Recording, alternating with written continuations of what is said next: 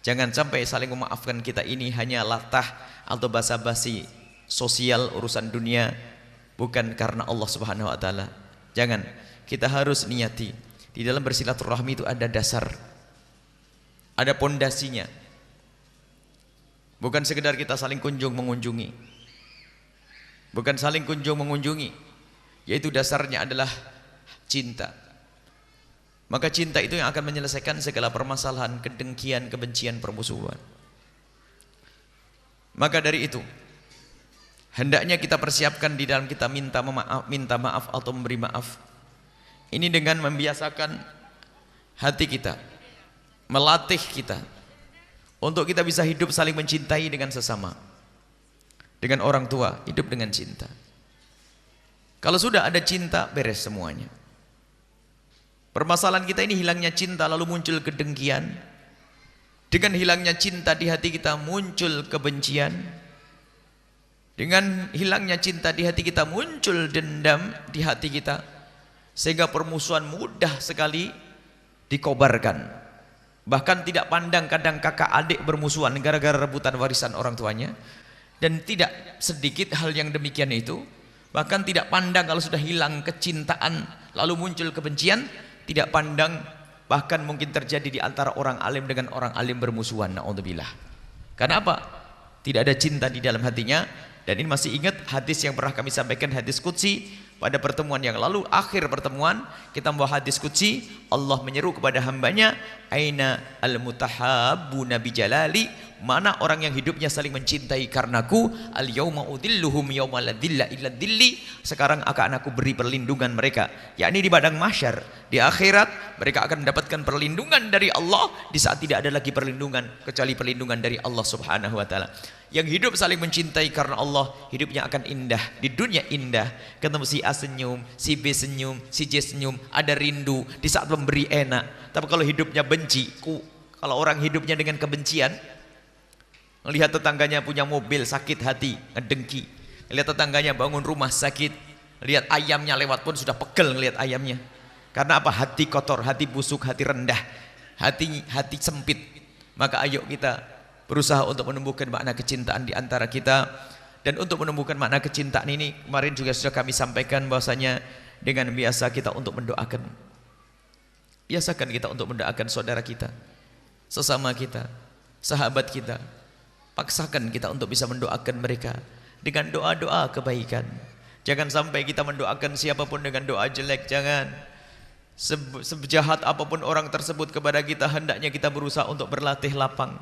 Kita doakan orang tersebut, semoga Allah memberikan kebaikan, semoga Allah mengampuni mereka. Sudahlah ibu, jangan mendendam sama orang. Ada sebagian orang dendam sampai mau dibawa ke akhirat, sampai awas saya tidak terima, tak tuntut nanti di akhirat. Ada orang ngomong gitu. Memang akhirat itu kayak apa? Kok tuntut-tuntutan? Orang pengen cepat-cepat masuk surga masih tuntut-tuntutan, kerepotan. Kalau kita memberi maaf hari ini, akan disiapkan oleh Allah pahala besar nanti di surga.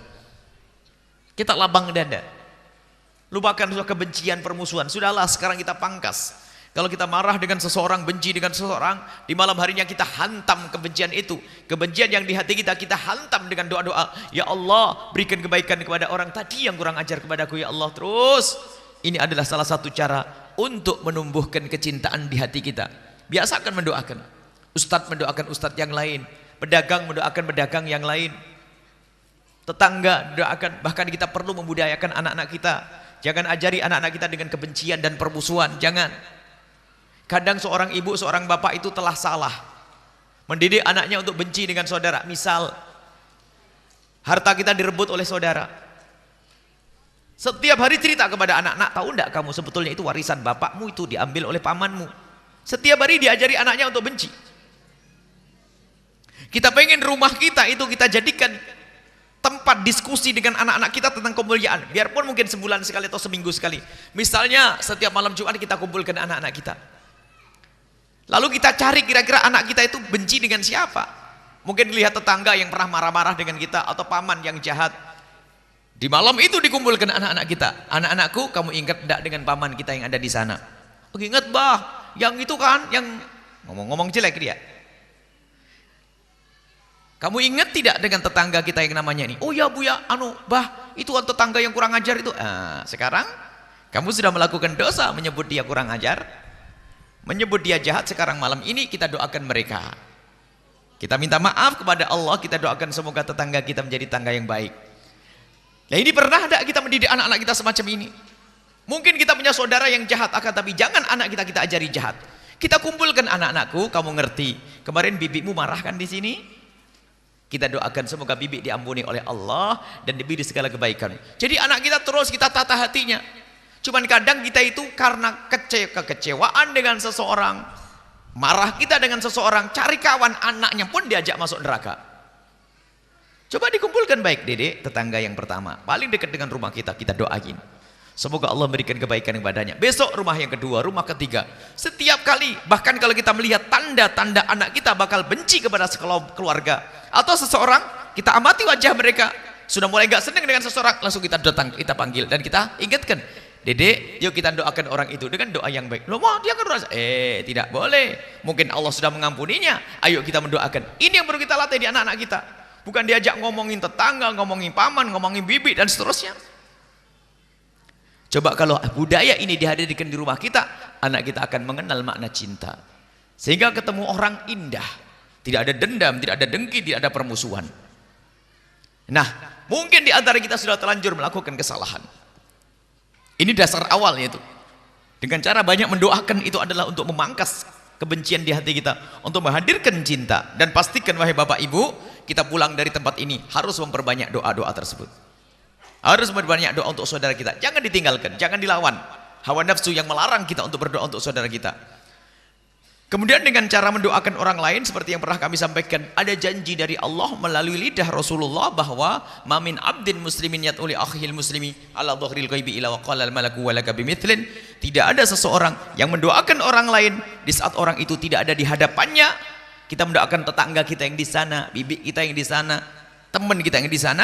Di saat kita bisa mendoakan di saat mereka tidak ada di hadapan kita, maka malaikat mendoakan walaka bimithlin, engkau mendapatkan yang sama. Jadi kita lebih dulu mendapatkan daripada orang yang kita doakan. Maka tidak rugi dan tidak rugi mendoakan orang lain dengan kebaikan. Dan sangat rugi kalau kita mendoakan orang lain dengan kejelekan. Rugi, maka jangan biasakan kita ngomong yang jelek. Sok dendam yang kita kayak apapun dengan seseorang, kalau marah jangan doain yang jelek. Saya marah dengan seseorang, semoga masuk surga. Sudah, kita aja. Tapi saya tidak keluar, ya sudahlah, minta surga yang beda saja. Surga itu luas, biar dia di surga ujung sana, kita surga ujung sebelah, nggak ketemu di akhirat nanti. Lah kok ada dendam tuh dipiara sampai mati mau dibawa, mau kemana? Mati dengan dendam. Sudahlah sak marahnya kita, ya Allah semoga dia masuk surga ya Allah. Tapi jangan temukan saya di surga nanti ya Allah. Nggak apa-apa ngomong gitu. Surga luas banget surga. Surga itu bertingkat-tingkat. Cuman kadang kebusukan jiwa pengennya orang masuk neraka.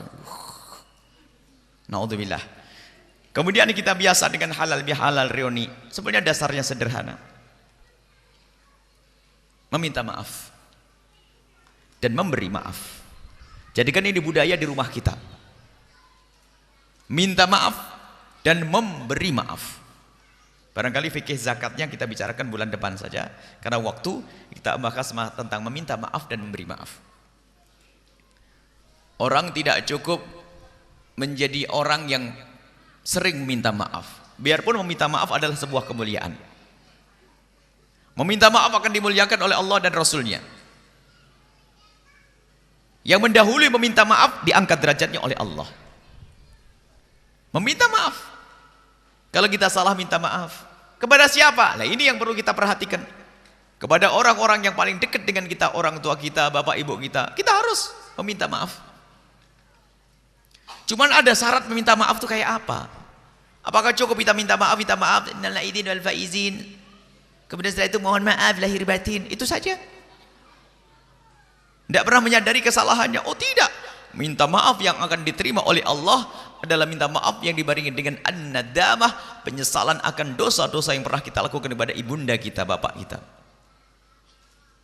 kepada saudara kita. Jadi kepada manusia ini kita minta maaf. Meminta maaf kepada manusia. Dan tolong dilacak semuanya orang yang pernah bersama kita. Jangan ditinggalkan satu orang pun, asalkan dia masih manusia.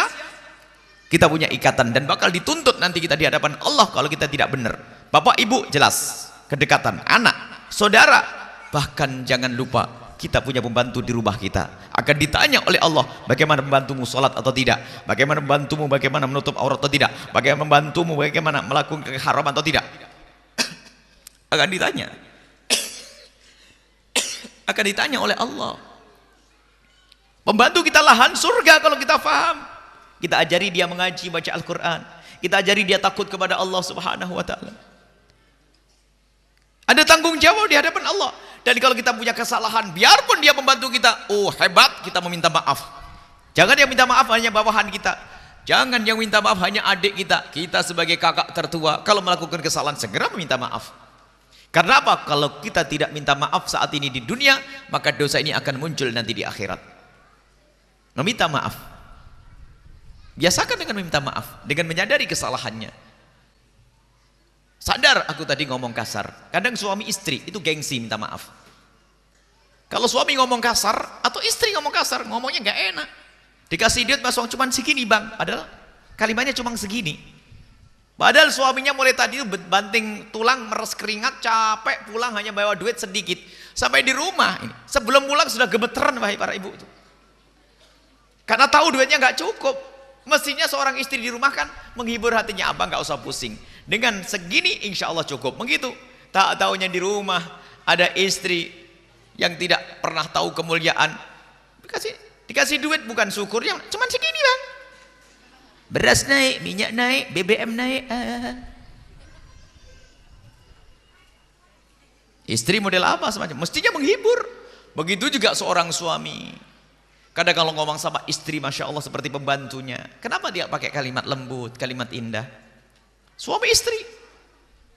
Makanya kalau melakukan kesalahan, mohon maaf, mungkin suami tadi sampai perlu sekali membiasakan kita merasa bersalah. Mungkin seorang suami keluar dari rumahnya lupa tidak pamitan kepada istrinya. Bergegas setengah jam kemudian telepon, Umi atau Neng, mohon maaf tadi saya buru-buru keluar. Oh enak bener tuh.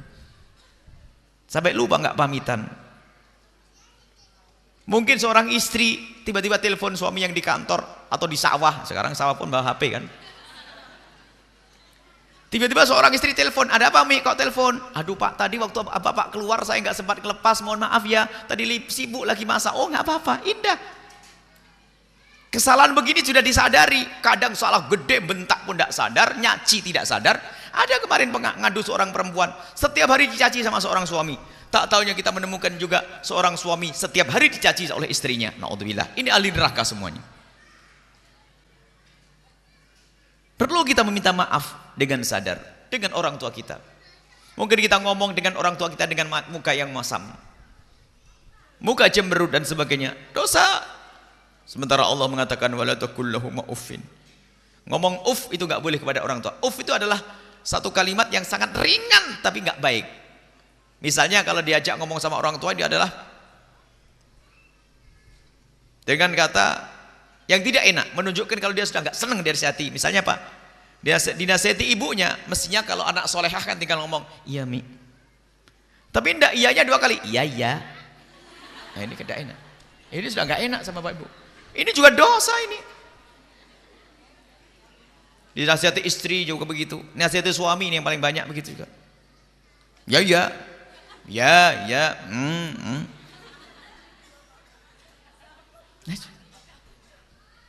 Baik, yang pertama adalah meminta maaf. Budaya minta maaf. Dan itu keindahan dalam rumah tangga, dalam masyarakat. Ada orang sombong tidak bisa minta maaf. Bahkan ada satu keyakinan, kita sebuah keluarga besar, keluarga orang kaya, kata minta maaf itu adalah rendah, ajib. Itu iblis yang ngajari. Minta maaf adalah sangat mulia. Suruh minta maaf itu rendah, katanya ajib. Berarti kan diajari orang nggak minta maaf sama manusia. Ada. Seorang bapak nasihati anaknya, kenapa anaknya tidak pernah minta maaf? Karena dilarang sama abah minta maaf, ajib.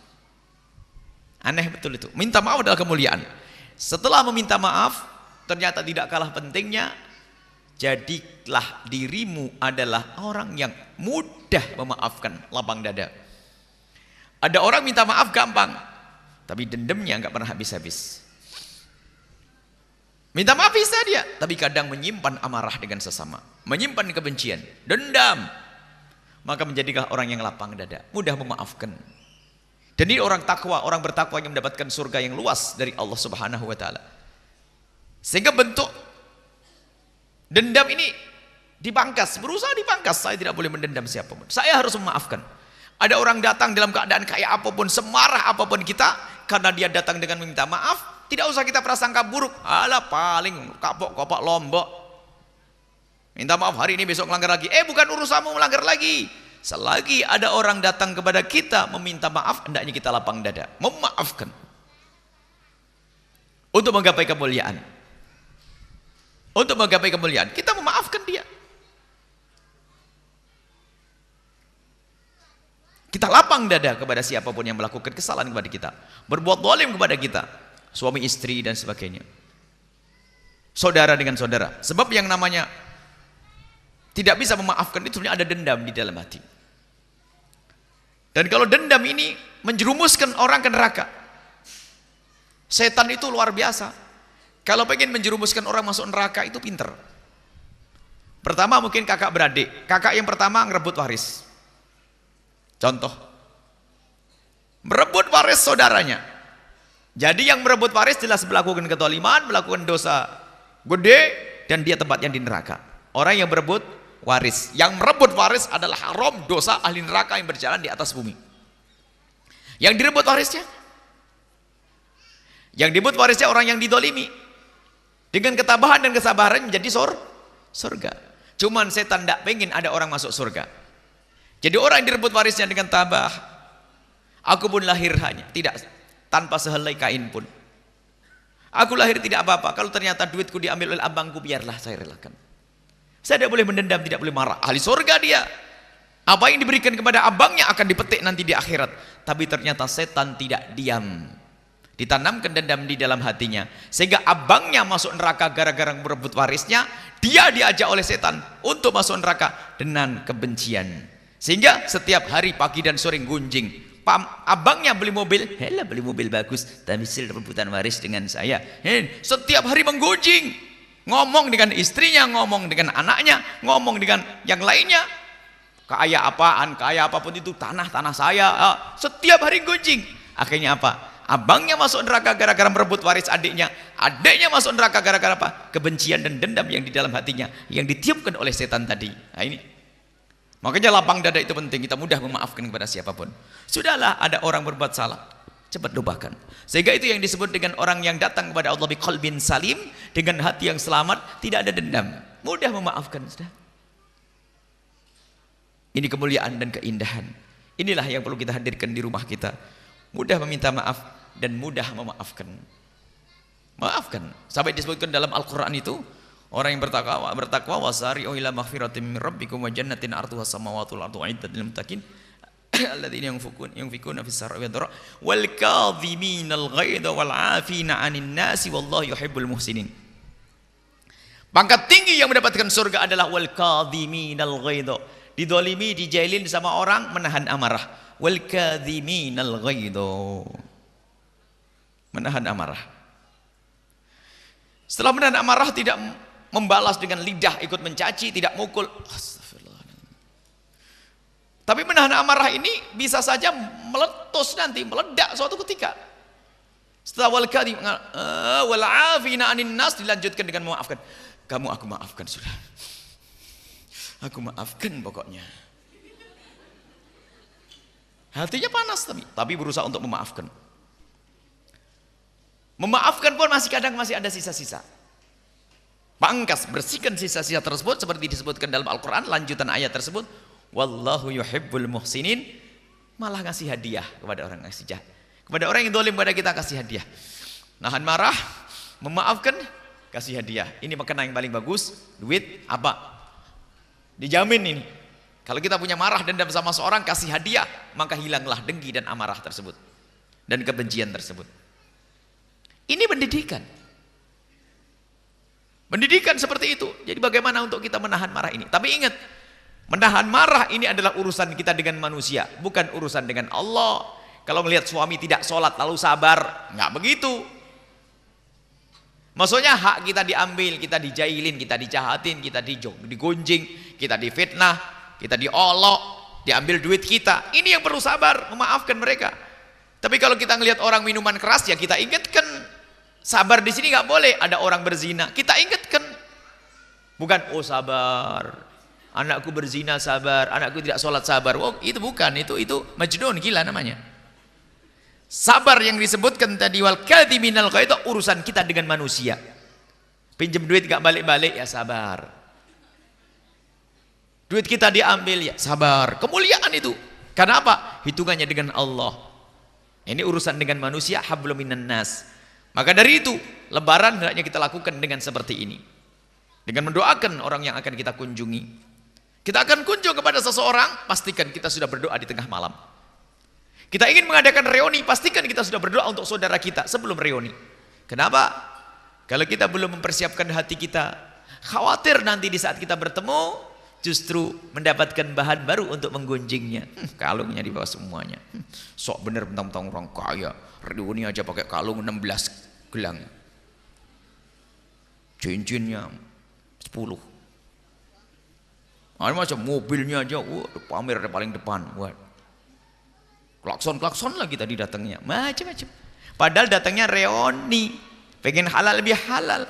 Karena hatinya masih kotor, ternyata pulang malah mendapatkan bahan baru untuk menggunjingnya. Tapi kalau sudah dimulai dengan malam hari, khususnya orang yang bakal memunculkan, menjadi sebab munculnya kedengkian di hati kita. Misalnya paman kita yang kaya, saudara kita yang, kita doain ya Allah, semoga dia kaya ahli surga ya Allah, semoga mobilnya manfaat ya Allah, sehingga di saat nanti kita ngelihat beneran sudah nggak dengki lagi.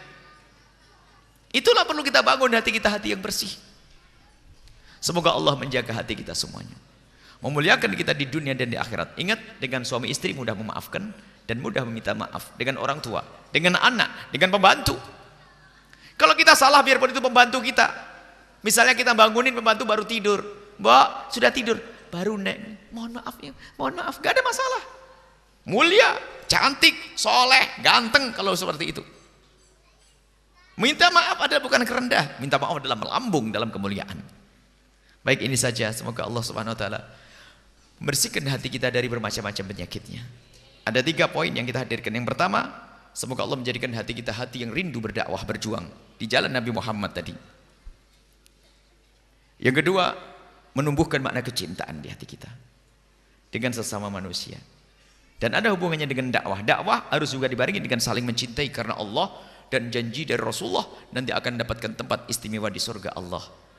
Yang ketiga adalah bagaimana kita untuk menjadi orang yang mudah memaafkan, mudah meminta maaf, dan mudah memaafkan. Sampai suatu ketika dikatakan ada seorang minas sholihin, seorang soleh. Di sebuah majelis terjadi diskusi ilmiah. Di dalam diskusi itu ngomong kalimat yang kasar sampai pulang. Semalam tidak bisa tidur. Karena mau mencari orang tersebut susah, tempatnya jauh. Takut dia mati duluan sebelum minta maaf.